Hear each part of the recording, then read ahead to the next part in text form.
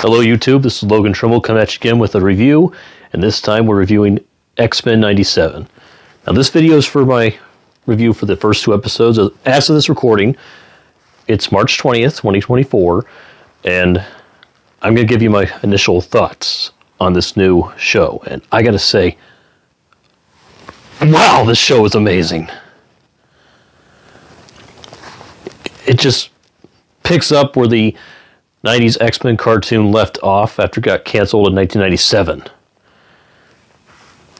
I mean, this is a love letter to the fans out there. As you can see, I'm a huge fan. Got my own Wolverine costume. Maybe someday you'll see the other half of it, but for now, not right now. Anyway, I mean, this show made me cry tears of joy to see that my childhood has been recaptured. I mean, growing up, I gotta admit, I didn't watch a lot of X-Men, the animated series, but I fell in love with it. The movies made me want to go back to the show after hearing what inspired the movies. Because, yeah, I knew about the show. And as a boy, as you can see, even Wolverine was my favorite superhero. So, I mean, like I said earlier, this show had me crying tears of joy when it was over.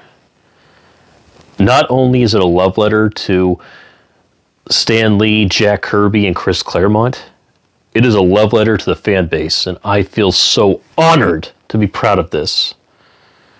Now, let me answer your first question. Does this show feel very woke? I'm going to say no. It doesn't. Sure, they said that Morph is going to identify as non-binary. For those of you who don't know what it means someone who doesn't believe they're male or female. They're genderless. They believe they're genderless. And honestly, I don't care about that crap. I don't want to see that. I don't want to explore it. Okay? But here's the thing. They're not touching in on that. They're giving the fans what they want. X-Men action that the 90s gave us. And this show, based on these first two episodes in the premiere, fully recaptures that. For once, for a long time, I felt like a Marvel fan who was getting respect. I haven't had this much respect since Spider-Man No Way Home. And that was, like, what, 2 years ago? So, there's just so much good about this show. I mean, the animation is an upgrade. 90s cartoon. It's not the worst animation, but it's definitely a product of its time, but it still holds up in my book despite having dumb moments. Every show has its dumb moments.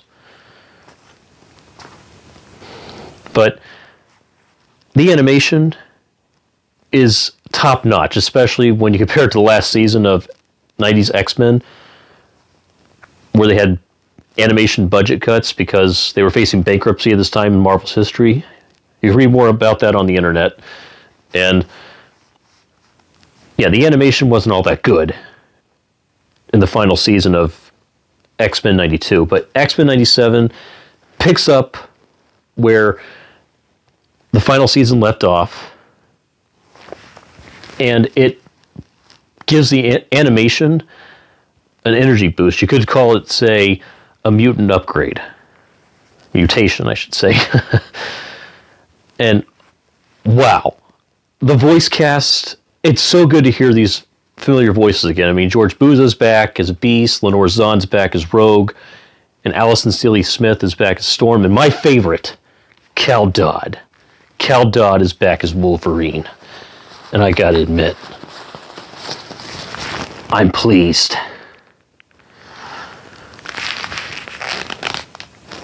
The greatest voice actor who ever voiced me has returned.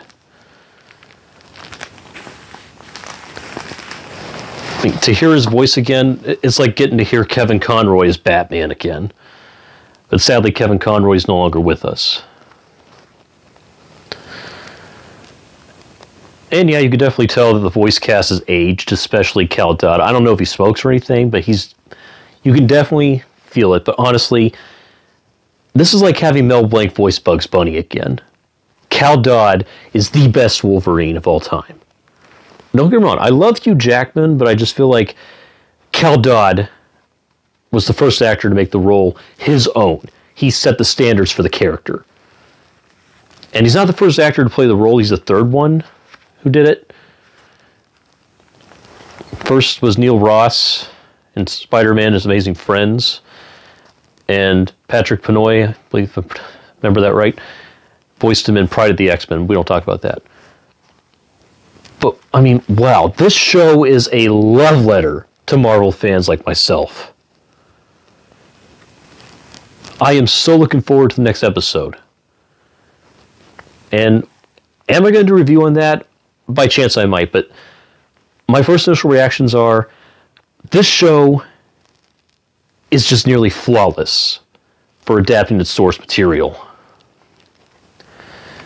Even the animation is a step up. It's good to have the voice cast back again as much as possible. Sadly, Norm Spencer and Dave Hemblin, who voiced Cyclops and Magneto respectively in '92 X-Men series, are no longer with us. They both died within like months of each other back in 2020. But, okay, I don't remember the voice cast. I'm just going off of what I saw in the end credits for the show. But these new actors who are voicing these roles, including the one who's voicing Gambit since Chris Potter, I believe his name is not taking up the role again. I guess he just doesn't feel like he can do it anymore. This voice cast that they have, new and old, is great. And honestly, I don't feel like this show is too woke. It's not saying masculinity is toxic. It's not being all about women being much better than men and being put on a pedestal like we're seeing in today's society. Again, I'm not a misogynist, but we've been seeing too much of that. This show does not go that route.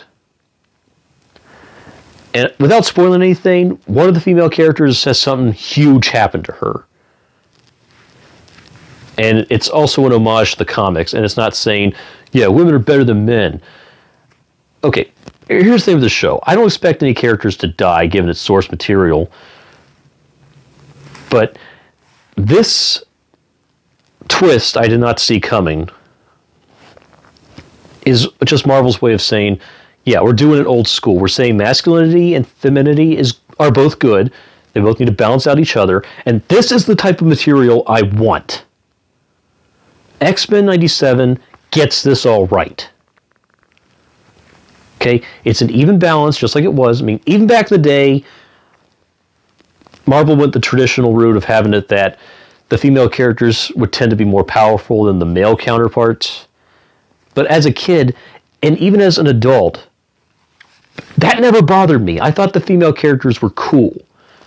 Because when it comes to comics, a straight fan like myself, which is the majority for that matter, wants to have it that the male characters represent who we want to be, and the female characters represent the type of women we want to be with. And that theme is recaptured here in X-Men 97. Okay?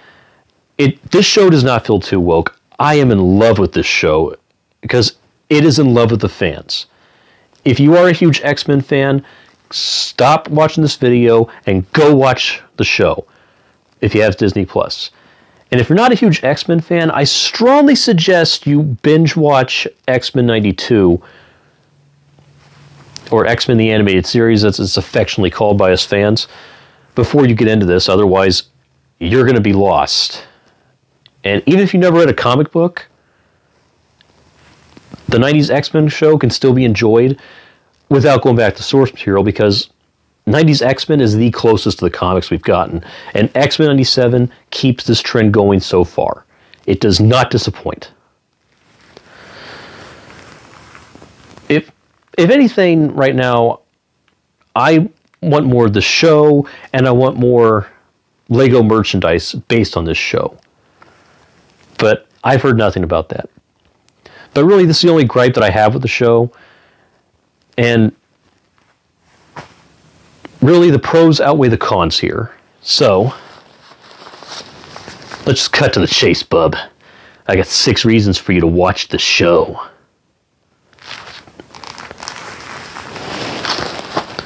So, that's all I could say. This is Logan Trimble, signing off.